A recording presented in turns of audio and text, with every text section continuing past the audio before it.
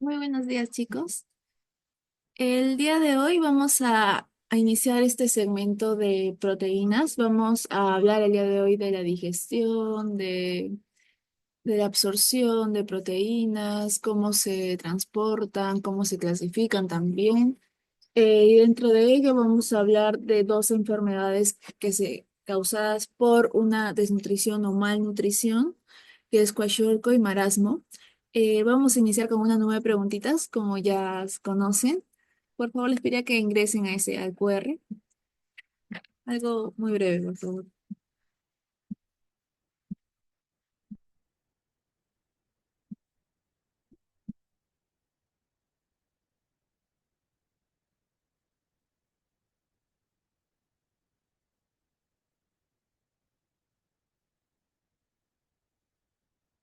¿Qué ideas vienen a tu mente cuando escuchas proteínas?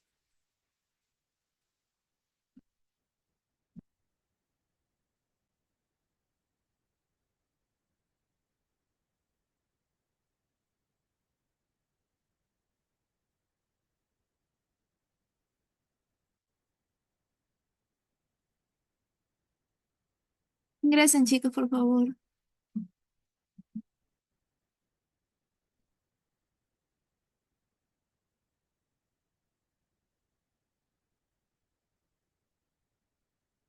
Enzimas, sí, es cierto. Las enzimas son proteínas, pero que tienen una actividad catalítica. ¿Alguna otra idea?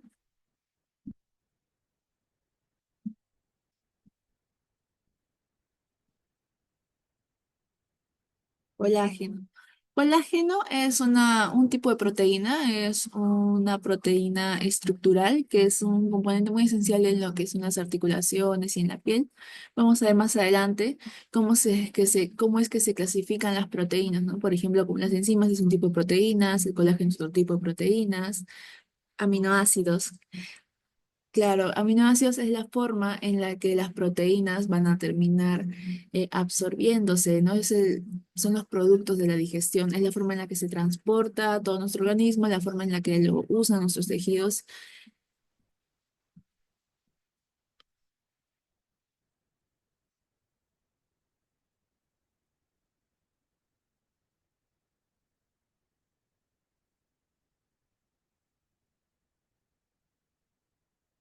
músculo.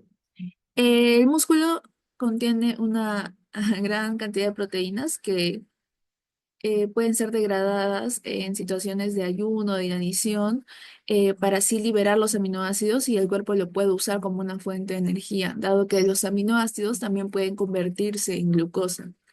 Los aminoácidos glucogénicos, GIM, muy bien, suplementos,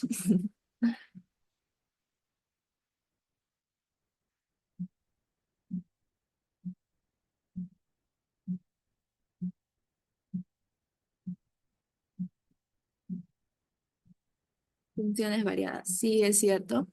Las proteínas tienen un gran número de funciones, ¿no? Hay proteínas que tienen la función de degradar, función de transporte, función regulatoria que vamos a ver.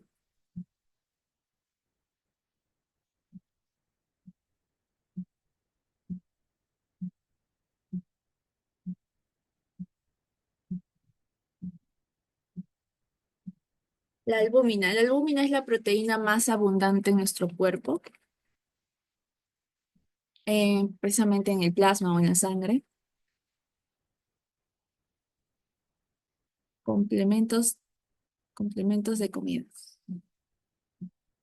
Las proteínas abundan bastante en todo en varios alimentos, ¿no? Por ejemplo, nosotros diariamente consumimos carnes, podemos consumir pollo, otras carnes y también se abunda en otros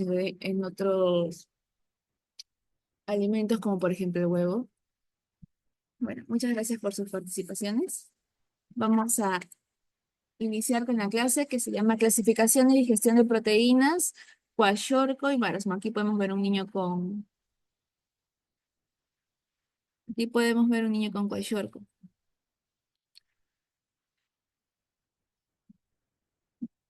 Vamos a iniciar diciendo que las proteínas son macromoléculas que están formadas por cadenas lineales de aminoácidos, que es como habían dado esa idea, ¿no? En la nube de ideas. Las cadenas de hasta 50 aminoácidos se denominan péptidos, pero si se pasan los 50 aminoácidos ya se denomina proteínas. Y estas proteínas son esenciales para la vida y va a tener roles críticos en casi todos los procesos biológicos que vamos a observar. Por ejemplo, nuestras proteínas son responsables de un gran número de funciones o funciones variadas, como también habían señalado, como la catálisis en forma de enzimas que van a acelerar las reacciones químicas del organismo, como por ejemplo hemos visto en carbohidratos la amilasa que va a degradar el almidón, o el ADN polimerasa que va a replicar el ADN y muchas otras enzimas. También tiene la función de transporte, como por ejemplo la albúmina, que transporta sustancias esenciales en la sangre o a través de las membranas celulares. Por ejemplo, la hemoglobina transporta el oxígeno y la albúmina transporta hormonas y fármacos. También tiene la función de movimiento sistemático, si hablamos de las proteínas musculares, permitiendo la contracción y el desplazamiento, por ejemplo, la actina y la miosina en los músculos. También tiene una función regulatoria mediante las hormonas, dado que algunas hormonas van a ser proteínas y como sabemos, las hormonas van a regular procesos metabólicos y fisiológicos, como la insulina, que hemos escuchado ya varias veces, que va a regular el azúcar en sangre. También tiene una función estructural como el colágeno que habías mencionado en un inicio, también una función de defensa inmune, eh, por ejemplo, los anticuerpos, de, anticuerpos e inmunoglobulinas que van a atacar virus y bacterias. ¿No? Vamos a observar. Vamos a iniciar el recambio de proteínas. En realidad, nosotros vamos a consumir más proteínas de lo que nosotros necesitamos resintetizar y nos preguntamos si es que ésta se almacenará o no.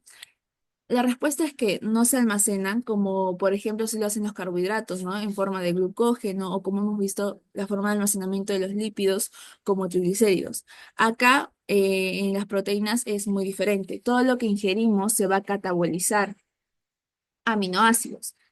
Y de los aminoácidos, lo único que se va a excretar es el nitrógeno. La parte carbonatada de este aminoácido se va a transformar en otros compuestos que pueden ser intermediarios del ciclo de Krebs, a los que se va a llamar aminoácidos glucogénicos, o también se pueden transformar en acetil-CoA a lo que se llaman aminoácidos cetogénicos. Los aminoácidos glucogénicos forman glucosa y los aminoácidos cetogénicos forman cuerpos cetónicos. Particularmente los aminoácidos cetogénicos son solamente dos, que es la leucina y la lisina. Y si no se requiere energía, también estos aminoácidos cetogénicos pueden almacenarse como triacilglicéridos. Pero si se requiere energía, va a dar lugar a cuerpos cetónicos.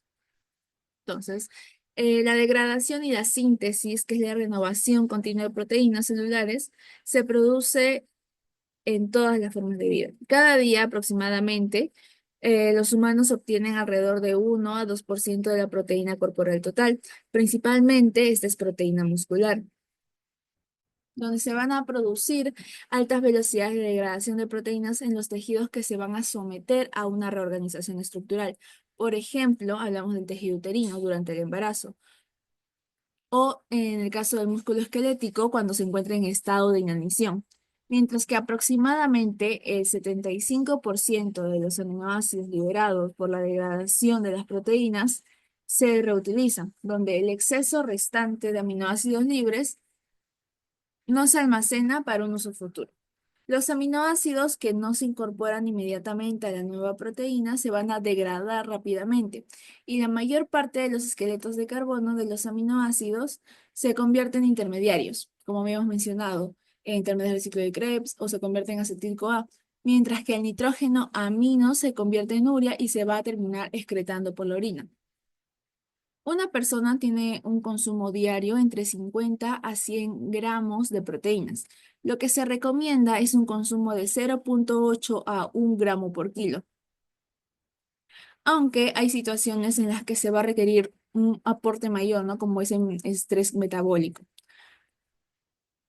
¿Qué decimos con esto? Que, por ejemplo, una persona 70 kilos debe consumir al día entre 56 y 70 gramos de proteínas, lo cual se consume principalmente en carne, huevo y otros. Pero nosotros generalmente no consumimos esta cantidad, nosotros consumimos más.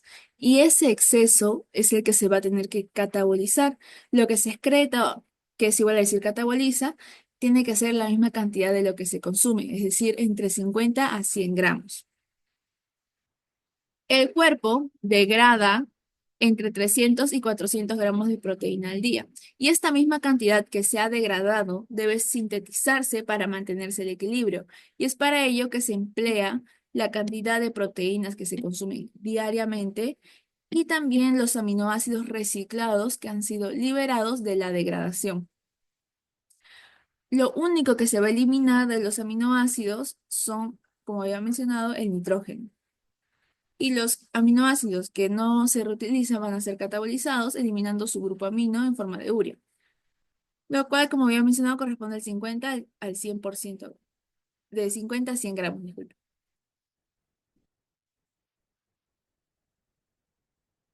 También mencionar que las proteínas extracelulares, como por ejemplo las enzimas proteolíticas y anticuerpos, van a tener una vida media muy corta.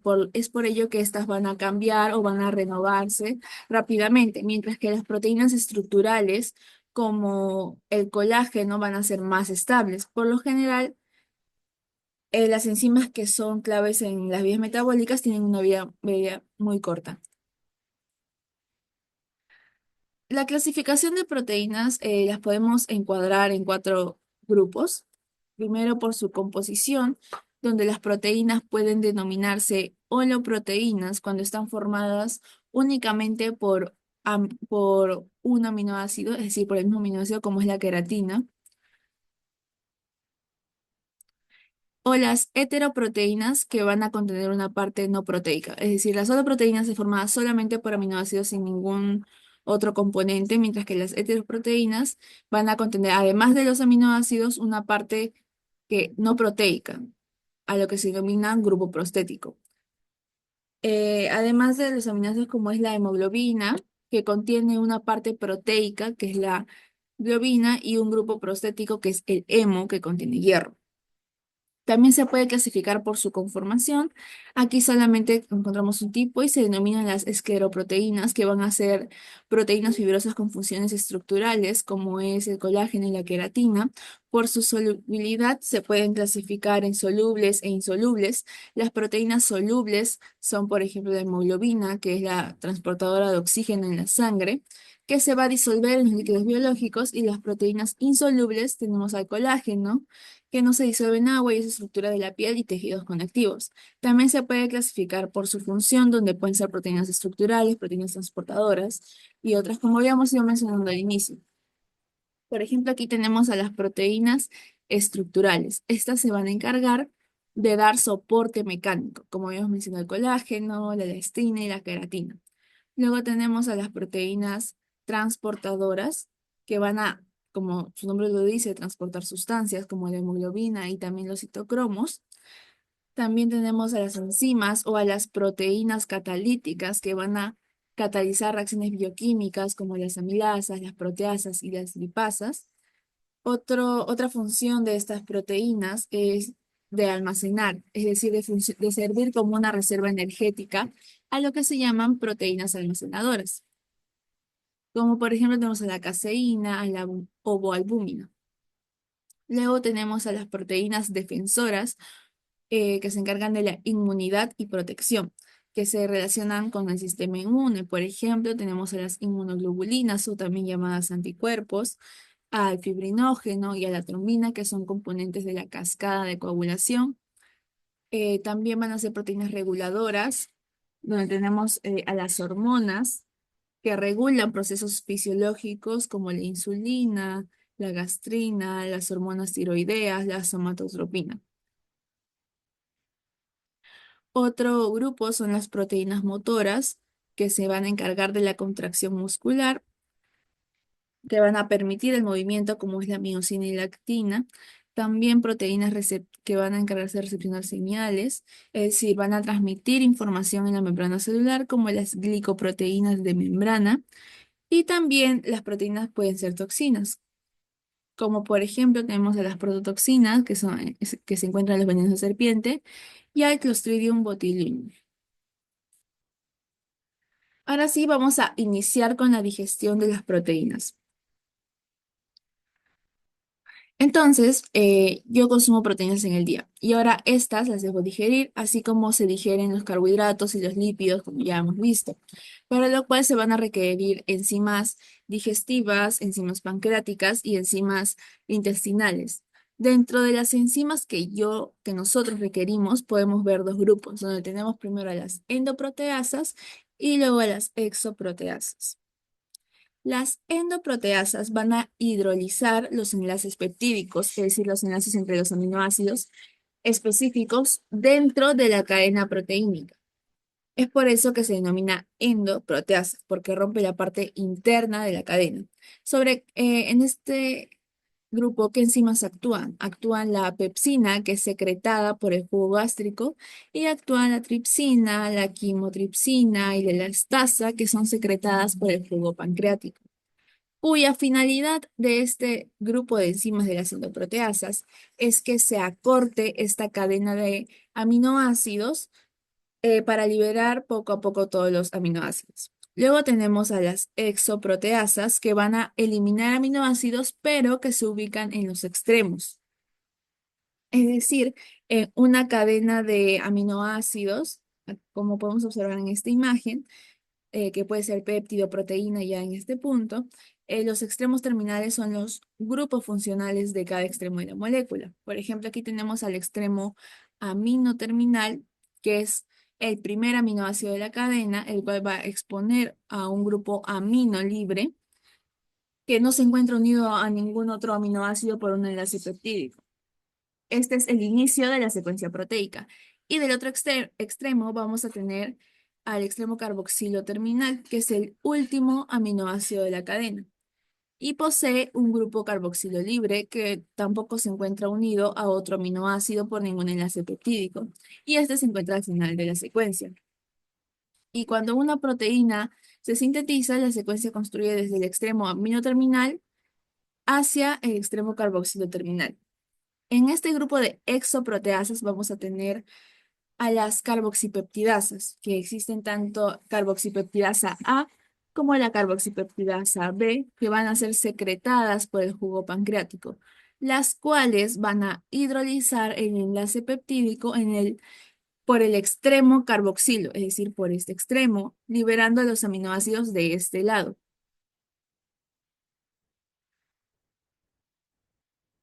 Luego tenemos también dentro de este grupo a las aminopeptidasas, las cuales, opuestas a las carboxipeptidasas, van a liberar aminoácidos, pero desde el otro lado, es decir, desde el lado amino terminal, y son secretadas por las células de la mucosa intestinal y no por el jugo pancreático.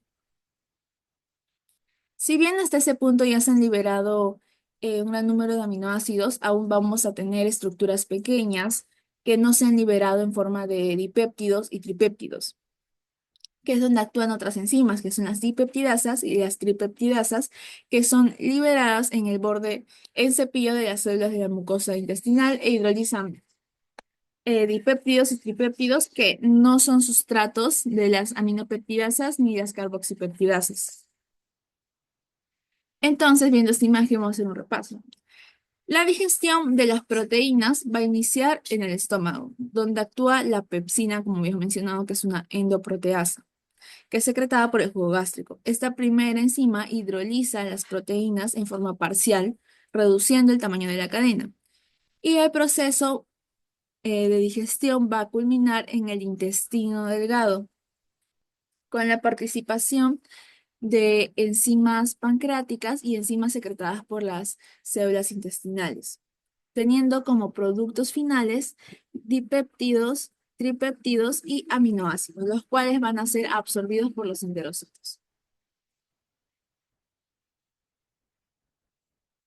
Viendo paso a paso, vamos a iniciar con la digestión de proteínas en el estómago.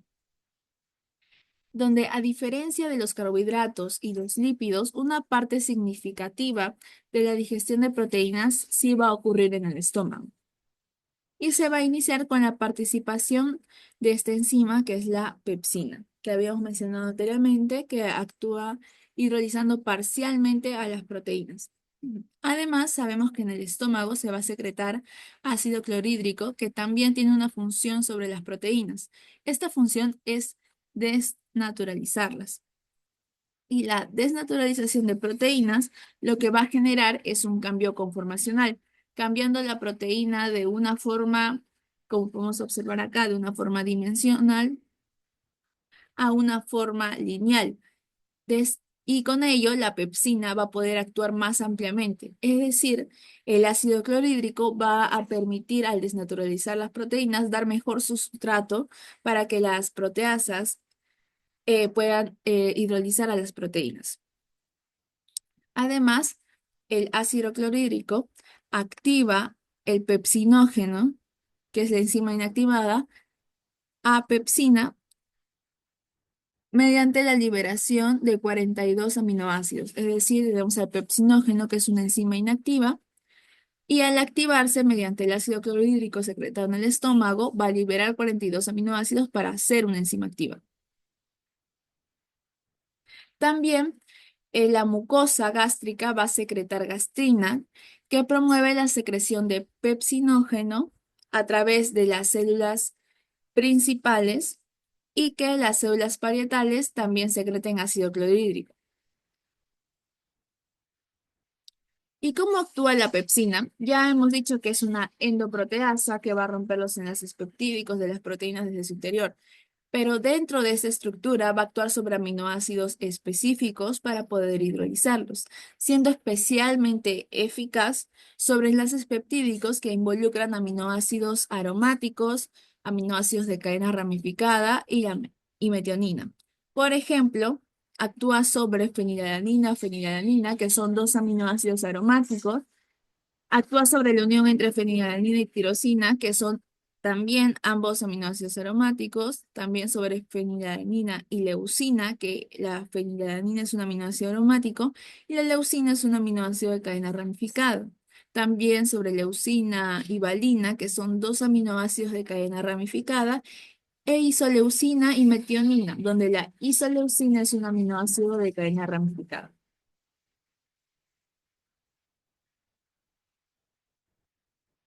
Luego sigue la digestión de proteínas por enzimas pancreáticas a nivel del duodeno. Una vez que actúa la pepsina a nivel gástrico, este bolo alimenticio pasa a intestino delgado, donde van a actuar este grupo de enzimas. En primer lugar, lo que se debe secretar es bicarbonato para neutralizar el ácido del bolo alimenticio que viene del estómago y cambiar el pH para que puedan actuar este grupo de enzimas, las enzimas pancreáticas, que en un inicio van a ser secretadas en forma de zimógenos y que deben ser activadas. Para ello, primero se requiere a la enteropeptidasa, la cual activa el tripsinógeno en tripsina. Y una vez que activa la tripsina, esta enzima va a activar a los demás zimógenos.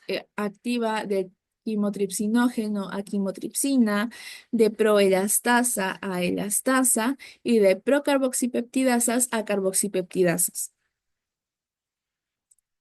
El páncreas, además, sintetiza y almacena estos zimógenos en gránulos secretorios. Y para mantenerlos de una forma inactiva, sintetiza el inhibidor secretorio de tripsina. Y la utilidad de este inhibidor secretorio de tripsina es bloquear cualquier actividad de la tripsina que pueda ocurrir en una activación accidental del tripsinógeno.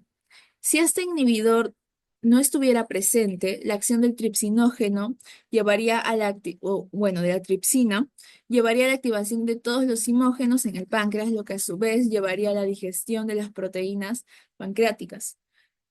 Y este episodio es el que explica a la pancreatitis.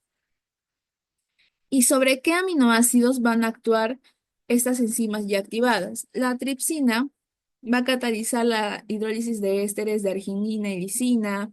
La quimotripsina cataliza la hidrólisis de ésteres de aminoácidos aromáticos, tirosina, fenilanina y triptofano. La elastasa va a hidrolizar a los enlaces peptídicos que son adyacentes a aminoácidos alifáticos neutros pequeños como es la alanina, la glicina y la serina. Una vez que ya actuaron estas enzimas, tripsina, quimotripsina y elastasa, se van a formar péptidos pequeños, se van a formar péptidos pequeños y frente a estos van a actuar ahora las exopeptidasas, es decir, los que van a ir cortando un aminoácido a la vez en los extremos de la cadena. ¿Qué son las carboxipeptidasas? Donde tenemos carboxipeptidasa A y B y van a actuar sobre diferentes aminoácidos. La carboxipeptidasa A va a actuar sobre los aminoácidos aromáticos del extremo carboxilo, que es la fenilalanina, tirosina y triptofano, y la carboxipeptidasa B actúa sobre los aminoácidos básicos, sobre la arginina y la lisina.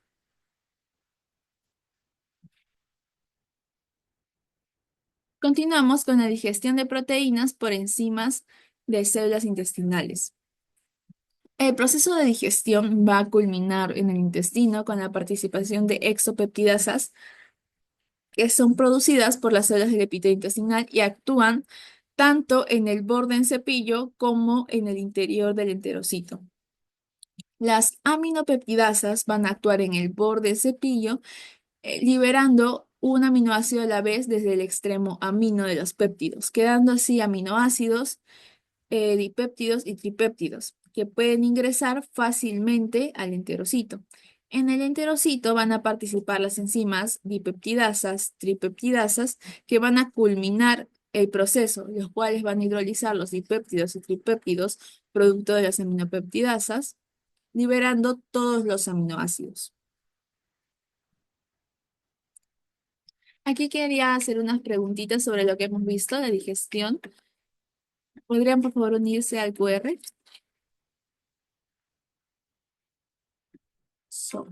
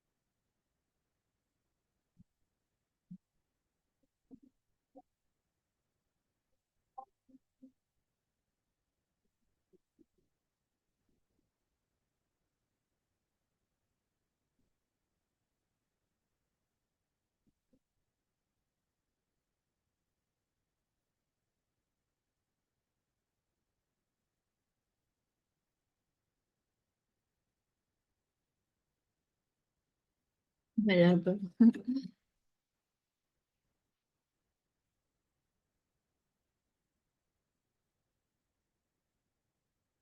Entonces vamos a iniciar con una de estas preguntitas.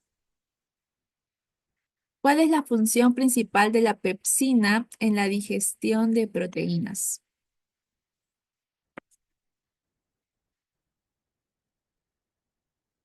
La primera opción es hidrolizar enlaces peptídicos en el estómago. La segunda opción, hidrolizar enlaces glucosídicos en el estómago, activar la tripsina del intestino delgado o transportar aminoácidos a través de la membrana celular.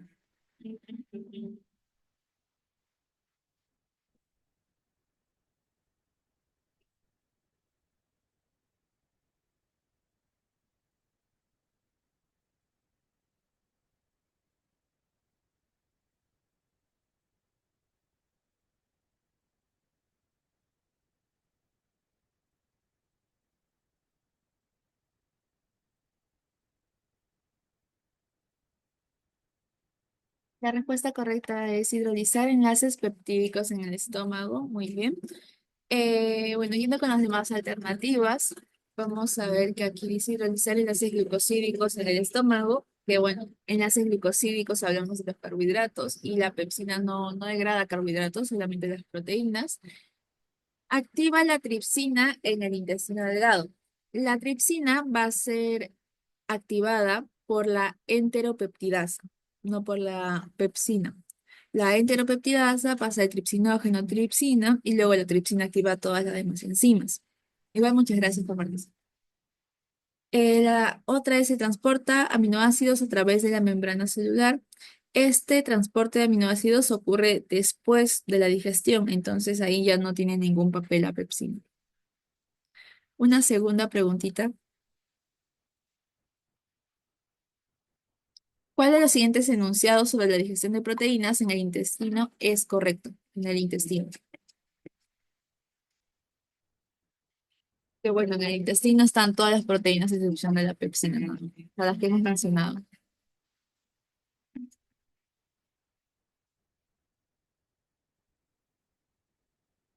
La enteropeptidasa convierte el pepsinógeno en pepsina.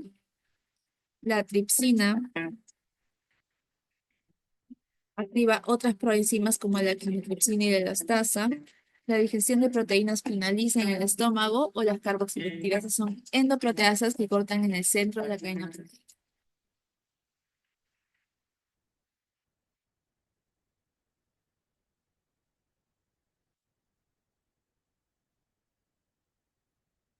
La respuesta correcta es la tripsina, activa otras proenzimas como es la quimotripsina y la elastasa. La enteropeptidasa va a convertir el tripsinógeno en tripsina. En este caso no activaría el pepsinógeno. La digestión de proteínas finaliza en el estómago, incorrecto porque esta va a continuar en el intestino delgado donde va a finalizar. Y las carboxipeptidasas no van a ser endoproteasas, son exoproteasas y actúan en el extremo de la cadena proteica, como es su nombre, ¿no? Exoproteasas en el extremo, endoproteasas dentro de la cadena. Muchas gracias. Ahora vamos a continuar con la absorción y el transporte de aminoácidos. Los aminoácidos se van a absorber desde el lumen intestinal a través de sistemas secundarios de transporte activo dependientes de sodio, este que estamos observando. Y también a través de difusión facilitada. Los aminoácidos van a ingresar al enterocito a través de un transportador acoplado a sodio, lo que va a indicar un transporte activo secundario. Este mecanismo que estamos viendo va a aprovechar el gradiente sodio para facilitar esta entrada de los aminoácidos. Este mantenimiento se da porque la membrana vasolateral del enterocito tenemos una bomba de sodio-potasio ATPasa, el cual va a transportar sodio hacia el espacio extracelular y potasio hacia el espacio intracelular, es decir, al interior de la célula. Este proceso además consume ATP y va a mantener el gradiente electroquímico de sodio, permitiendo la absorción continua de aminoácidos desde el lumen intestinal, es decir, va a permitir que todos los aminoácidos ingresen a la célula. Una vez que dentro de la célula del enterocito ya tenemos a nuestro aminoácido, este tiene que salir al torrente sanguíneo para llegar a los demás tejidos y usarse para diferentes funciones. Y esto lo hace a través de un transportador facilitado, lo que no requiere de energía adicional. Y desde la sangre intestinal, los aminoácidos van a ser transportados por la vena porta hasta el hígado, donde van a ser procesados y distribuidos de acuerdo a las necesidades del organismo. Los aminoácidos que entran a la sangre son transportados a través de membranas celulares de varios tejidos, principalmente por cotransportadores dependientes de sodio y en menor medida de transportadores facilitados. Por ejemplo, aquí tenemos el sistema A. Es decir, los que van a transportar aminoácidos en las células de diferentes tejidos, les vamos a llamar un sistema de transporte y van a haber varios sistemas de transporte, varios tipos, como podemos observar en este cuadro: A, S, C, N, L, B sub 0 a la positiva, B sub 0, X a la negativa, y el sistema imino. Iniciando por el sistema A, este va a transportar aminoácidos de cadena corta, polares o lineales, vamos a ver acá, como la alanina, glicina, serina, metionina y prolina, que ese transportador además es dependiente de sodio y se va a encontrar en la mayoría de los tejidos. Luego tenemos al sistema ASC, que también va a ser dependiente de sodio y va a transportar aminoácidos pequeños como la alanina, la serina y la cisteína. Y también se va a encontrar en muchos tejidos. Luego tenemos al sistema de transporte N, que también va a ser dependiente de sodio y va a transportar aminoácidos como la ci- histidina, lisina, etcétera. Que va, y en este caso involucra diferentes tejidos como es el hígado y la membrana vasolateral renal. Luego tenemos al sistema de transporte L, que a diferencia de todos, no es dependiente de sodio. O sea, es el único que no va a depender de sodio y este va a transportar aminoácidos aromáticos y aminoácidos ramificados, como la histidina, la metionina, leucina, valina, tirosina, triptofano, etc. Y también va a estar en muchos tejidos. Luego tenemos al sistema de transporte B sub 0 a la positiva, que también depende de sodio y va a transportar aminoácidos básicos. Y se va a ubicar únicamente en dos tejidos: en el intestino, precisamente en el borde del cepillo, y en los riñones. Luego está B sub 0, sin el signo de más, solo B sub 0, que también es dependiente de sodio, y va a transportar los aminoácidos subteriónicos. Y se va a encontrar en el intestino y en los riñones. Luego encontramos al sistema de transporte X con carga negativa, que va a transportar a los aminoácidos aniónicos, que se va a encontrar también en el intestino, en el borde del cepillo, en los riñones. Y por último, el sistema de transporte imino, que también es dependiente de sodio y va a encontrarse en el intestino, en borde del cepillo y riñones. Va a transportar aminoácidos como la glicina y la hidroxiprolina y la prolina.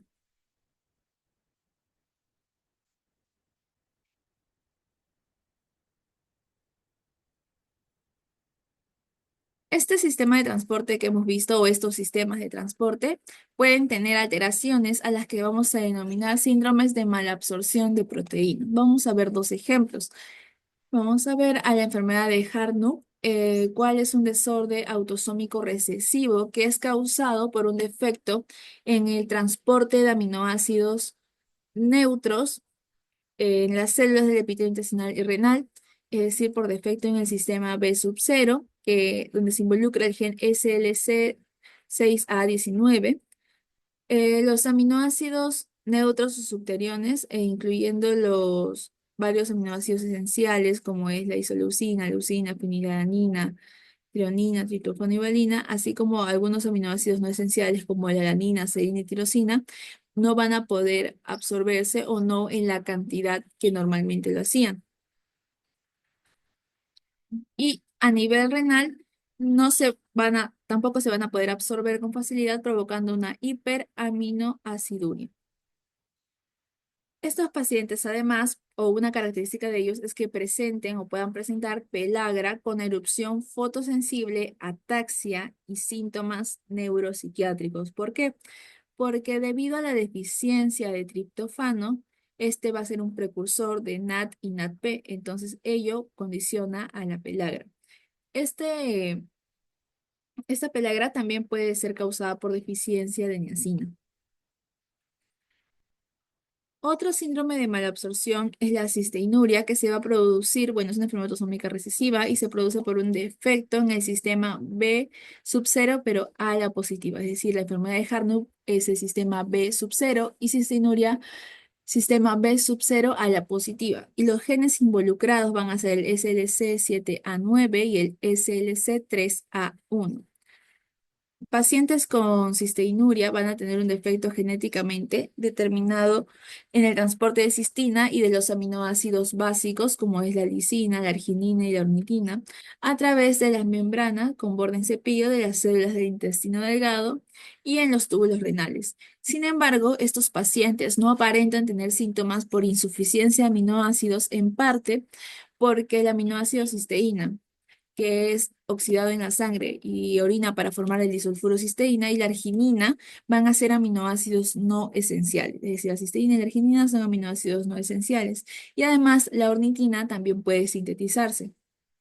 El problema de estos pacientes es la insolubilidad de la cistina, que puede formar cálculos renales que podrían alojarse en el uréter, causando hemorragia genitourinaria y cólico renal. Entonces es importante tener presente cuál es el defecto de qué sistema de transporte de proteínas. Enfermedad de Hartnup es un defecto en el sistema B sub cero y tiene como característica que los pacientes presenten pelagra con erupción fotosensible, ataques y síntomas neuropsiquiátricos. Y en la cisteinuria, el defecto es en el sistema B sub cero a la positiva y lo que pueden presentar estos pacientes son cálculos renales. Ya.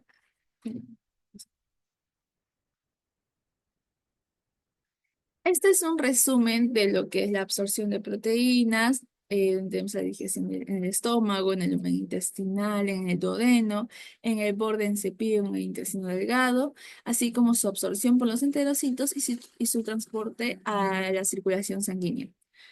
Haciendo un repaso, vamos a mencionar brevemente este proceso. Primero, las proteínas van a ser desnaturalizadas por el ácido gástrico. Luego, la enzima pepsina, que es secretada en el estómago, comienza la degradación de proteínas en polipéptidos más pequeños. En el lumen intestinal, precisamente en el duodeno, las enzimas pancreáticas como la tripsina, quimotripsina, elastasa y las carboxipeptidasas van a degradar estos polipéptidos en oligopéptidos y en algunos aminoácidos libres. Y las enzimas de la membrana de los enterocitos, donde tenemos a las endopeptidasas, a las aminopeptidasas y dipeptidasas, van a convertir estos oligopéptidos en dipéptidos, tripéptidos y también en aminoácidos libres. Los aminoácidos van a ingresar a las células epiteliales del intestino mediante transportadores dependientes de sodio. Y los dipéptidos y tripéptidos van a ser transportados dentro del enterocito por un sin portador dependiente de hidrógeno. Dentro del enterocito van a actuar las enzimas dipeptidasas y tripeptidasas que convierten estos dipéptidos y tripéptidos en aminoácidos. Y los aminoácidos van a atravesar la membrana vasolateral del enterocito mediante transportadores específicos, donde la bomba de sodio-potasio ATPasa va a mantener la gradiente de sodio necesaria para la absorción activa de aminoácidos, es decir, para que estos ingresen. Finalmente, los aminoácidos que salen por transporte facilitado van a pasar a la circulación sanguínea para ser transportados a diferentes tejidos del cuerpo. La distribución de aminoácidos en un periodo postprandial. Es decir, ¿a dónde van los aminoácidos una vez que han sido absorbidos y se encuentran en circulación sanguínea? Estos aminoácidos van a tener cierta predisposición por ciertos tejidos. Por ejemplo, la glutamina y la asparagina van a dirigirse principalmente al intestino y al riñón, mientras que los aminoácidos de cadena ramificada se van a dirigir al músculo del cerebro y la mayor parte de aminoácidos va a dirigirse al hígado para la síntesis de proteínas. Aquí vamos a observar qué pasa con los aminoácidos, las proteínas, en un estado de alimentación y en un estado de ayuno o inanición prolongada. En un estado de alimentación donde nosotros vamos a consumir las proteínas de la dieta que son digeridas, absorbidas y transportadas a los tejidos como el hígado, los aminoácidos se resintetizan a proteínas que van a ir a otros tejidos. Además, también los aminoácidos glucogénicos pueden convertirse en glucosa y como estamos en un estado de alimentación donde no necesitamos energía, luego este pasa a su forma de glucógeno para almacenarse. Los aminoácidos cetogénicos van a convertirse en triacilgliceroles para almacenarse, debido a que en un estado de alimentación no se va a necesitar el ácido graso como fuente de energía. Además, se forman compuestos esenciales que van a contener nitrógeno, las cuales pueden contribuir a la síntesis del grupo hemo, a la síntesis de bases nitrogenadas como las purinas y las pirimidinas y otros. No obstante, todo el exceso de átomos de hidrógeno liberados durante la degradación de los aminoácidos se va a eliminar a través del ciclo de la urea en el hígado para ser excretados en la orina. Lo contrario a esto va a suceder en un estado de ayuno. En este caso, sí se requiere energía y las proteínas, al no ser ingeridas por la dieta, van a ser liberadas del tejido muscular. Las proteínas van a convertirse en aminoácidos y estos aminoácidos van a ser liberados a la sangre para ir a diferentes tejidos. Por ejemplo, la alanina y otros aminoácidos van a ir hacia el hígado para entrar al proceso de la gluconeogénesis, es decir, para formar glucosa, así como para formar cuerpos cetónicos. La glucosa va a ser usado como fuente de energía por el cerebro y los eritrocitos principalmente, porque el cerebro también puede usar cuerpos cetónicos como han visto, y los cuerpos cetónicos van a ir al músculo y riñón para ser usados como fuente de energía. Además, la glutamina puede convertirse en alanina en el riñón y en el intestino para luego la alanina transportarse al hígado y formar glucosa y otros cuerpos cetónicos.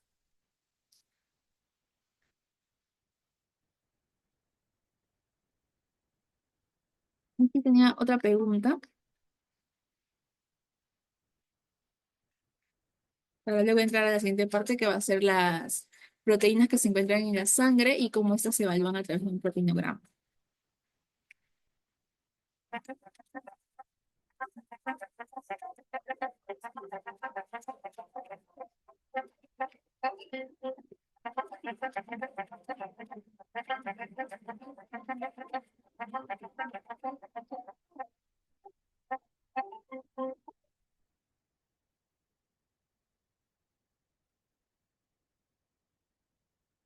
¿Cuál de las siguientes afirmaciones sobre la enfermedad de Hartnup es correcta?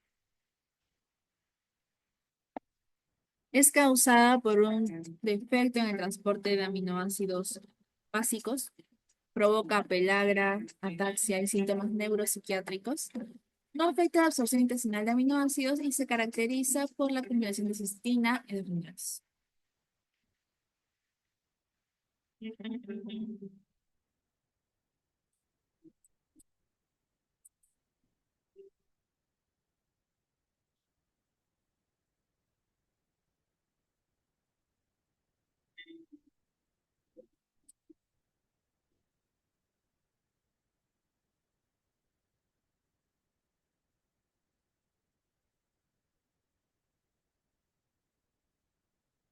Muy bien, veo que todos respondieron bien. Provoca pelagra, ataxia y síntomas neuropsiquiátricos por la deficiencia de triptofano. La enfermedad de Hartnup va a afectar el transporte de aminoácidos neutros, no básicos, por lo que esta respuesta es incorrecta. La acumulación de cistina en los riñones ocurre en la cistinuria, no en la enfermedad de Hartnup. Y la enfermedad de Hartnup va a afectar la absorción intestinal de los aminoácidos neutros esenciales. Vamos a continuar con las proteínas plasmáticas.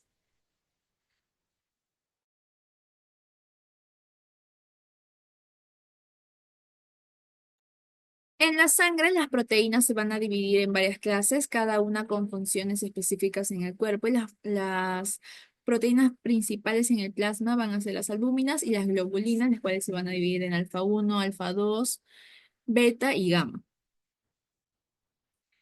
La albúmina, tenemos por ejemplo es el grupo de proteínas donde tenemos a la transcretina y a la misma albúmina, la cual tiene la función del mantenimiento de la presión osmótica, el transporte de ácidos grasos, el transporte de bilirrubina, de ácidos biliares, hormonas esteroideas, productos farmacéuticos, iones inorgánicos. Luego tenemos al grupo que es alfa-1 globulinas, donde tenemos a la antitripsina, a la antiquimotripsina, a la lipoproteína, HDL, a la protrombina, a la transcortina, a la glicoproteína ácida y a la globulina transportadora de tiroxina.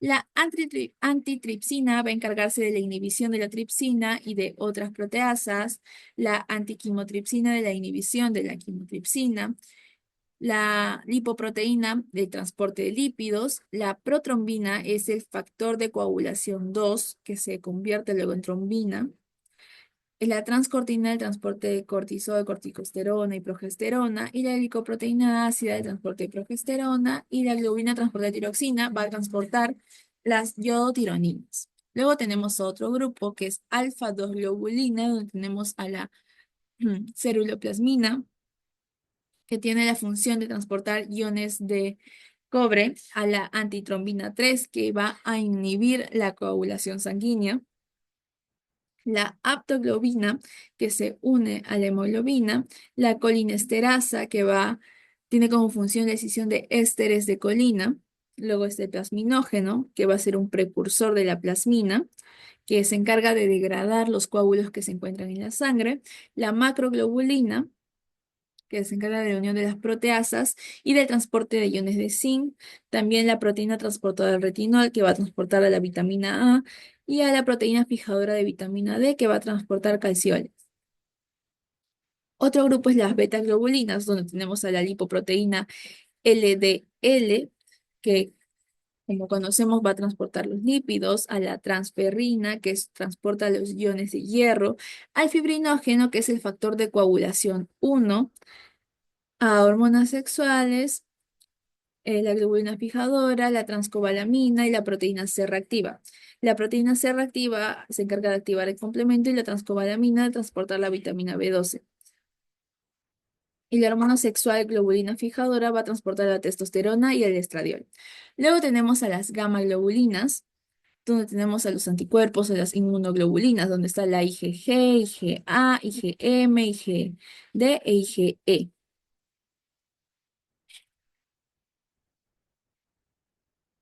Aquí lo que observamos es un proteinograma, o también llamado electroforesis de proteínas séricas.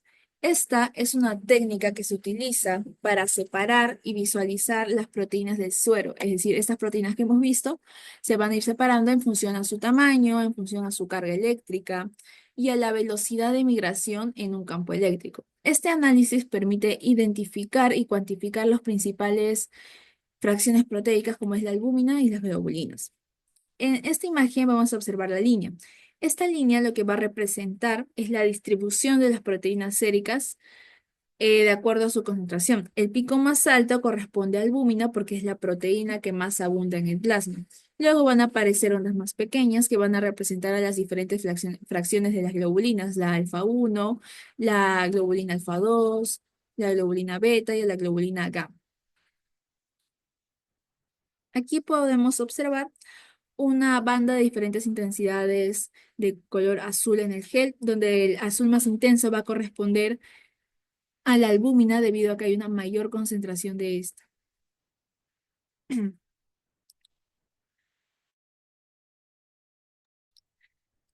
Para explicar esto, vamos a decir que la albúmina es la proteína más abundante y se va a encontrar a la izquierda del gel, es decir, más cerca del electrodo positivo ánodo. Es decir, aquí vamos a tener como electrodo positivo y aquí electrodo negativo.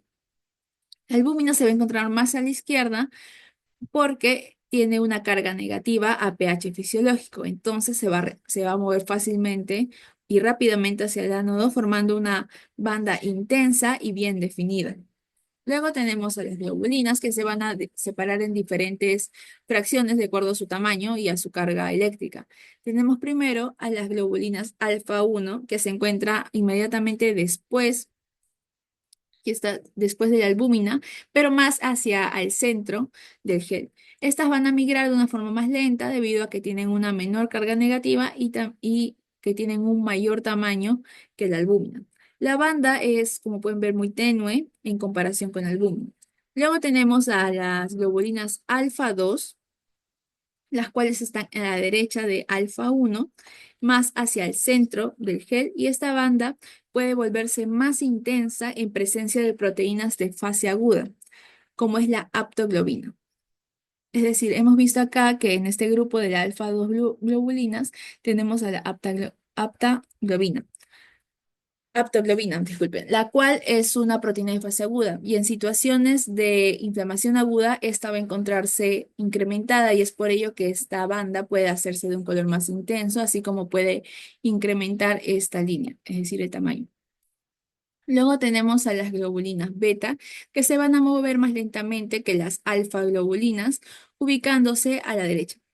Aquí está, de las alfa 2. Y estas tienen una intensidad variable dependiendo de la concentración de proteínas, es decir, depende de la concentración de transferrina, así como de las lipoproteínas. Luego tenemos a las globulinas gamma. Estas son las proteínas que van a migrar más lentamente, situándose a la parte más derecha del gel, más cerca a lo que es el electrodo negativo, también llamado, parece una, o también llamado cátodo. Esta fracción va a estar compuesta por las inmunoglobulinas, como habías mencionado, los anticuerpos IgG, MA y los otros. Y si hay un aumento significativo de esta banda, esto puede indicar un proceso inflamatorio crónico, infecciones o enfermedades como el mieloma múltiple. Se puede considerar un proteinograma normal en suero con los siguientes valores. La albúmina en un 55%, la alfa 1 globulina en un 5%, la alfa 2 globulina en un 10%, la beta globulina en un 12% y la gamma globulina en un 18%. Podemos observar que hay una mayor concentración de lo que es la albúmina, luego le sigue la gamma globulina, luego la beta globulina, la alfa 2 globulina y la alfa 1 globulina. Y esto mismo se puede observar en el gráfico lineal. Como hay mayor concentración de albúmina, el pico es más alto. Luego, el pico que le sigue es la gamma globulina, la cual tiene una gran diferencia con la albúmina, ¿no? Porque la albúmina tiene una distribución del 55%, mientras que la gamma globulina el 18%. Luego le sigue la beta globulina, que podemos ver que está un poquito más inferior que la gamma globulina, dado que su distribución es un 12%. Luego la alfa 2 globulina, que es menor que la beta y gamma. Y por último, la que tiene menor distribución es la alfa 1 globulina.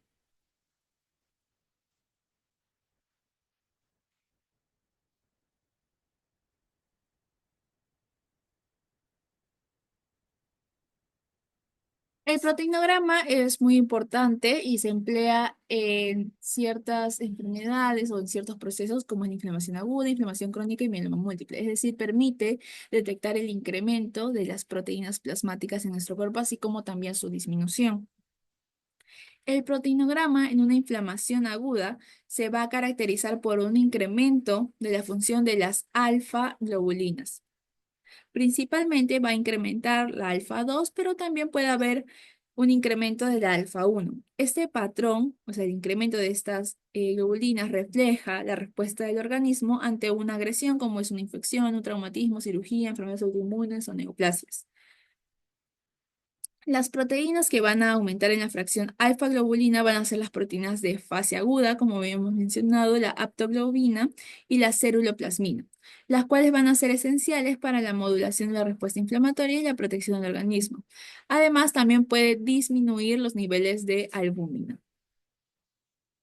El proteinograma en inflamación crónica va a mostrar una respuesta tardía frente a procesos con mayor evolución de tiempo, es decir, una inflamación que dura más que la inflamación aguda, en los que va a existir una elevación conjunta también de las alfa globinas, alfa 2, alfa 1, como en el patrón de inflamación aguda, y también va a haber un incremento de las gamma globulinas con un aumento policlonal, es decir, no va a incrementar solamente un anticuerpo, sino aumenta más tipos de anticuerpos, mostrando una base más ancha, como consecuencia de una respuesta humoral y la producción de diferentes anticuerpos frente a un estímulo antigénico. También puede haber una disminución de la albúmina. En el mieloma múltiple, que es un cáncer de células plasmáticas, la proteína que se eleva en el proteinograma es la gamma globulina. Podemos ver que este pico es mucho más alto, ya casi alcanza la albúmina. Específicamente incrementa una inmunoglobulina, por eso es monoclonal. Puede ser, generalmente es IgG, también puede ser IgA o en algunos casos los demás anticuerpos.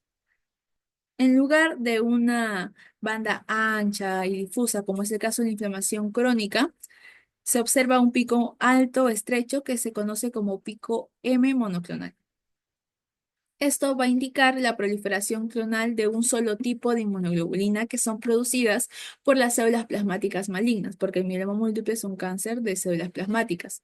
Entonces, al haber mayor cantidad de células plasmáticas, estas van a producir más inmunoglobulina, produciendo solamente un tipo de inmunoglobulina que va a generar este pico alto.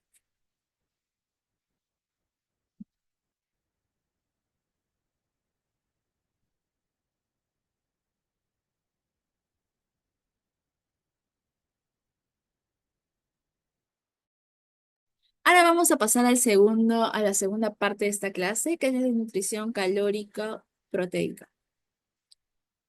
La desnutrición puede clasificarse en una desnutrición o malnutrición primaria, secundaria y terciaria, de acuerdo a su etiología.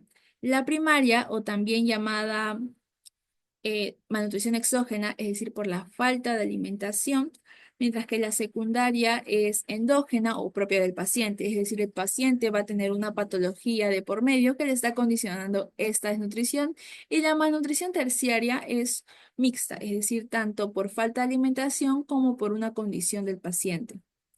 La desnutrición primaria o exógena va a ser más frecuente en vías de desarrollo, mientras que la malnutrición secundaria o endógena es la más frecuente en países desarrollados.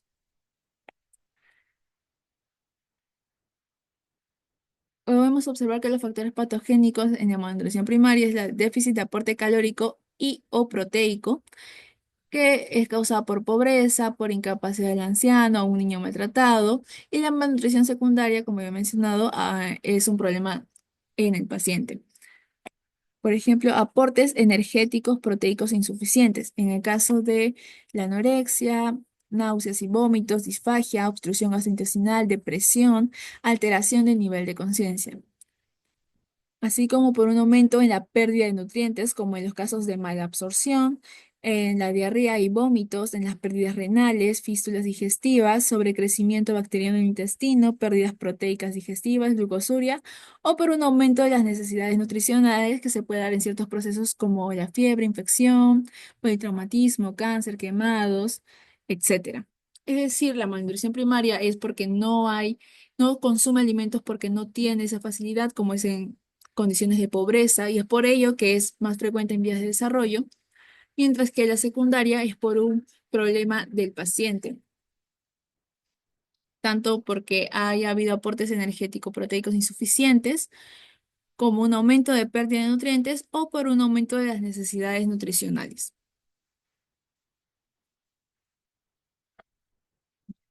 Aquí vamos a tener a dos enfermedades causadas por desnutrición proteica calórica, que es el marasmo y Kwashiorkor. Marasmo es la ausencia total de aporte calórico, inanición, consumición. Es la falta extrema de calorías, es decir, insuficiencia de todos los macronutrientes, insuficiencia de proteínas, insuficiencia de carbohidratos e insuficiencia de grasas, que es causada por inanición, dando lugar a lo que se llama consunción, que es un estado de pérdida extrema de peso, pérdida de masa muscular y energía debido a la inanición prolongada. Como podemos observar, este niño es una imagen referencial de marasmo. Mientras que Kwashiorkor es un déficit proteico con ingesta calórica suficiente. Es decir, el niño consume, este niño va a consumir alimentos, pero que son más que todo ricos en carbohidratos y tienen bajas o no tienen proteínas.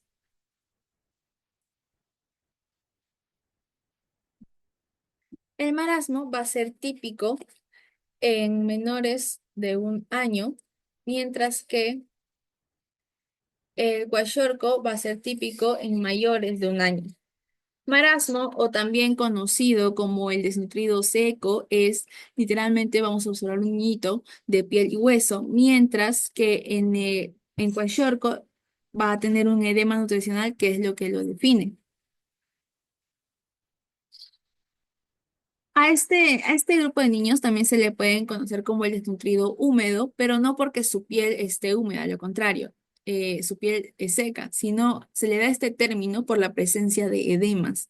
Y esta presencia de edemas muchas veces hace que este paciente tenga un peso no muy bajo o incluso puede tener un peso normal, mientras que en el marasmo sí va a tener un peso muy, muy bajo. El tejido solar subcutáneo y la masa muscular en los dos casos van a estar bajos, pero en el marasmo el tejido celular subcutáneo va a estar más disminuido que en el kwashiorkor. Es decir, vamos a poner acá dos flechitas hacia abajo. Y en el kwashiorkor la masa muscular va a estar más disminuida que en el marasmo. Entonces, tanto marasmo como kwashiorkor van a tener una disminución del tejido celular subcutáneo y muscular, pero en el marasmo tiene una mayor disminución del tejido celular subcutáneo que el kwashiorkor y el kwashiorkor tiene una mayor disminución del músculo que el marasmo. El marasmo tiene una evolución crónica, es decir, para que se desarrolle un marasmo tiene que pasar bastante tiempo en el que el niño no consume alimentos. En cambio, para que se desarrolle un kwashiorkor se requiere de menor tiempo, es por ello que se denomina una evolución aguda. En el marasmo se da la impresión de ser un niño cabezón debido a que su cuerpo es más delgadito, más menudito, mientras que en el kwashiorkor va a tener a lo que se denomina cara de luna llena por la presencia de edemas. Va a estar como hinchadito, por así decirlo.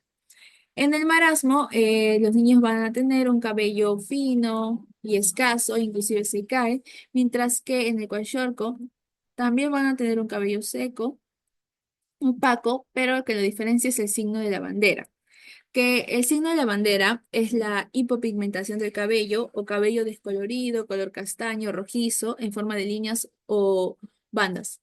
Por eso podemos observar en la imagen que tiene un cabello claro los pacientes con kwashiorkor, mientras que en el marasmo tienen un cabello del mismo color, cabello negro.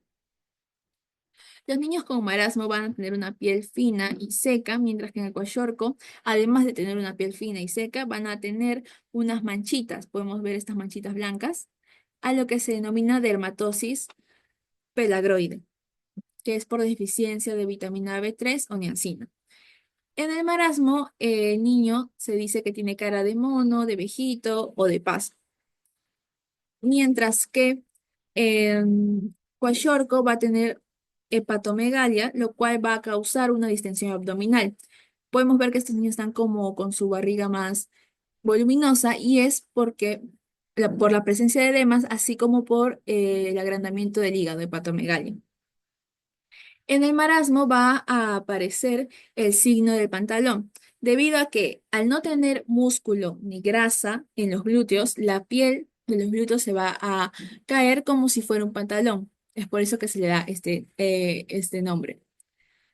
En el marasmo, los niños van a ser irritables. Por ejemplo, si uno los toca, pueden comenzar a gritar, mientras que en el kwashiorkor van a ser más apáticos, es decir, le toco y le va a dar igual.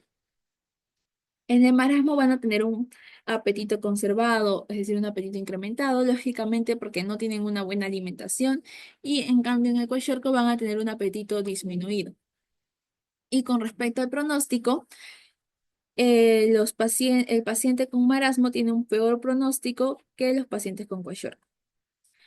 Algo importante acá, que es lo que define a los pacientes con kwashiorkor, es la presencia de edemas. Si un niño no tiene edemas, no tiene kwashiorkor.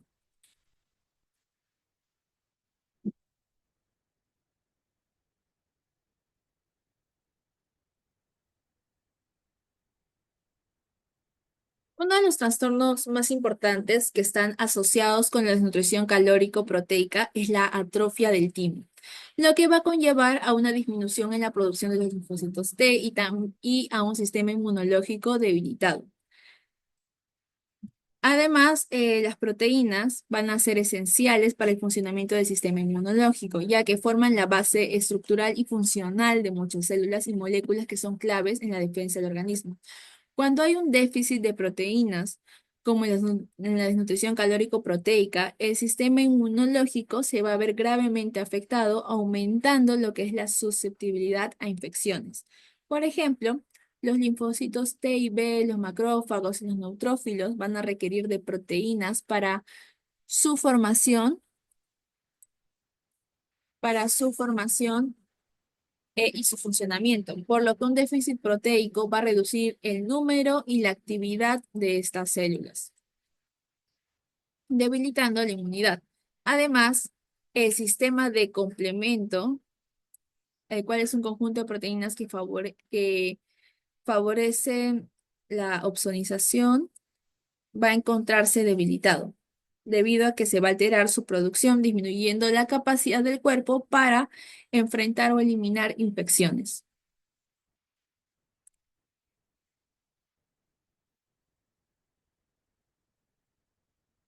¿Por qué se produce edema en los pacientes con kwashiorkor?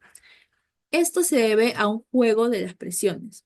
El edema va a ser la acumulación anormal de líquido en el espacio intersticial, es decir, fuera de las células. Y una de las principales causas, o la causa en este caso del edema en pacientes con kwashiorkor, es la disminución de la presión oncótica. Y la presión oncótica está dada por las proteínas. Es decir, cuando ocurre una disminución en los niveles de las proteínas plasmáticas que hemos visto, la albúmina, esta si se encuentra reducida va a disminuir la presión oncótica, lo cual va a ser el causante de edema. Para entender mejor ello, vamos a ver este gráfico donde vemos a la presión hidrostática. Esta es la presión que va a ejercer la sangre sobre las paredes de los capilares, impulsando el líquido hacia afuera. Es decir, la presión hidrostática saca el líquido o el agua fuera de los vasos al intersticio, mientras que la presión oncótica, colidosmótica u osmótica, como prefieran llamarle, es la fuerza que van a ejercer las proteínas plasmáticas, principalmente de albúmina, para atraer y retener agua dentro de los vasos sanguíneos. Es decir, a impedir que el agua salga de los vasos. La presión hidrostática hace que el agua salga, mientras que la presión osmótica que el agua no salga. Entonces ahí se mantiene un equilibrio. La albúmina va a representar el 80% de la presión oncótica, por lo que su disminución va a afectar directamente este equilibrio de líquidos. Entonces, este equilibrio va a depender de estas dos fuerzas, de la presión hidrostática que empuja el líquido hacia afuera y de la presión oncótica que retiene el líquido dentro de los vasos. En enfermedades como desnutrición, como hemos visto, va a reducirse la síntesis de albúmina, lo cual va a disminuir esta presión oncótica de los capilares. Es decir, va a disminuir la fuerza que va a retener al agua dentro de los vasos y va a generar que el líquido pase desde los capilares hacia los tejidos, dado que la presión hidrostática va a superar a la presión oncótica, causando la acumulación de líquidos en los tejidos, a lo que se denomina edema, el cual puede formarse en zonas de gravedad dependiente, es decir, en las piernas, en los tobillos, o también puede formarse en todo el cuerpo o a lo que se denomina edema generalizado o anasarca, como es en este caso, en pacientes con kwashiorkor.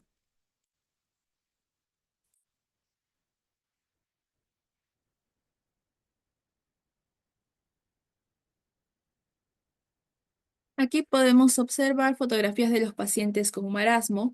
Vemos cómo este niño va a tener el signo del pantalón, cómo este niño tiene una cara de viejito, de monito, de pasa, como también se le puede llamar, cómo tiene una extrema delgadez, una piel seca. Y aquí podemos observar a los pacientes con kwashiorkor, los cuales se caracterizan por la presencia de edema, como observamos en este niño. Tiene un incremento de volumen en su abdomen, un aspecto globuloso. Aquí en este niño podemos observar la dermatosis pelagroide que habíamos mencionado. Y aquí el signo de la bandera, es decir, pequeñas líneas o bandas de un color cobrizo, rojizo, así como también su su cabello va a estar seco, como se le puede decir, pelo en pausa. Luego, este es un cuadro que nos va a orientar si el paciente tiene marasmo o kwashiorkor de acuerdo a su peso, de acuerdo al peso para su edad y la presencia o no de edemas. Si el peso está muy bajo, menos del 60%, y el paciente no tiene edemas, entonces podríamos decir que es marasmo. Si el peso es bajo, pero no tanto, es decir, entre un 60 a 80% y tiene edemas, es kwashiorkor. Pero si el peso para la edad es menor al 60% y además este paciente tiene edema, tiene ambas enfermedades, tanto marasmo como kwashiorkor.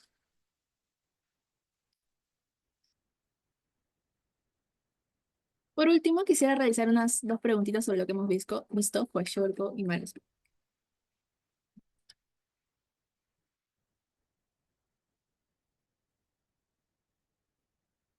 Únanse, por favor, para terminar la clase.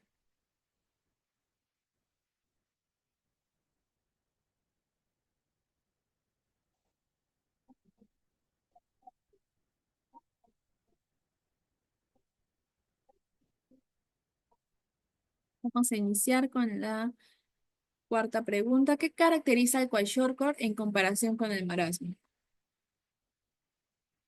La pérdida extrema de masa muscular sin edema, el edema nutricional y hepatomegalia, afecta principalmente a lactantes menores de 6 meses y un apetito conservado con cara de mono o viejo.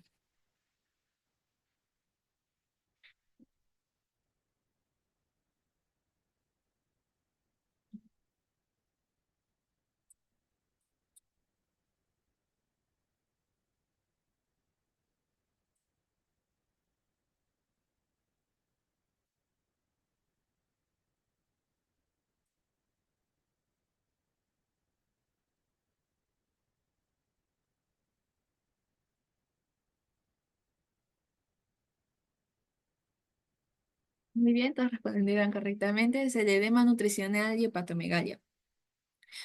La pérdida extrema de masa muscular sin edema es característica del marasmo, el que afecte principalmente a lactantes menores de 6 meses. También es más característico del marasmo debido a que los pacientes con kwashiorkor típicamente son mayores de un año.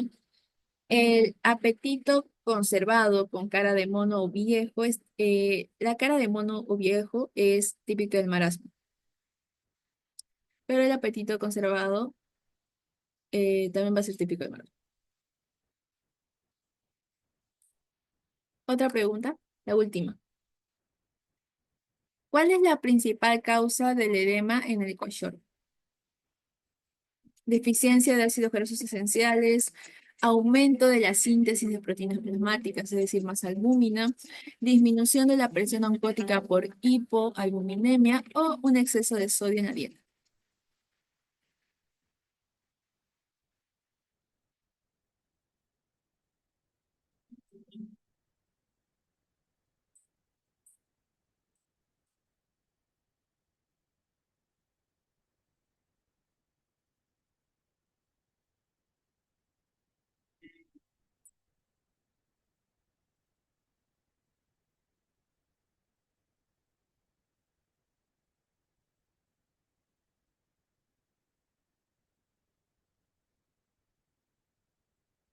La respuesta es disminución de la presión oncótica por hipoalbuminemia.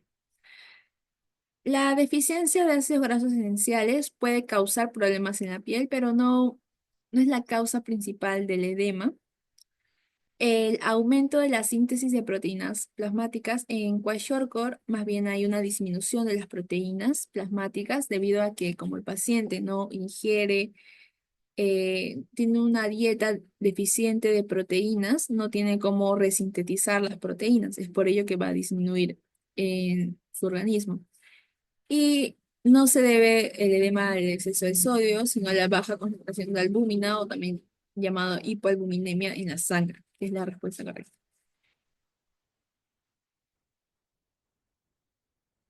Ujú. Patito, FAB, son aminoácido.